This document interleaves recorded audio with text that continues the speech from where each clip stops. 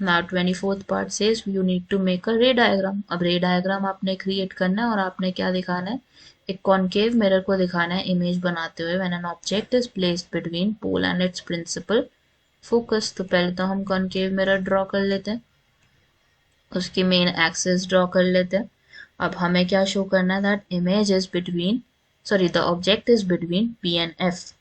P और F के बीच में हमारा कहीं ऑब्जेक्ट सिचुएटेड है। Let's say this is your object in this case, ठीक है, it's standing upright and what can be the first ray passing through it, it would be passing through parallel lines, ठीक है, और कैसे पास होगी ये, it would pass from F, ठीक है, ये तो पहली हो गई।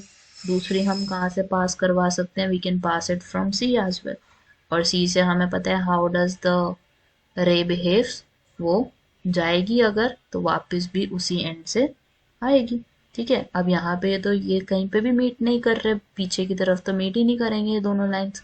सो what we would be doing is we would be extending them on the other side, क्योंकि हमारा ऑब्जेक्ट कहाँ पे क्रिएट होने वाला है, it would be on the other side of the mirror.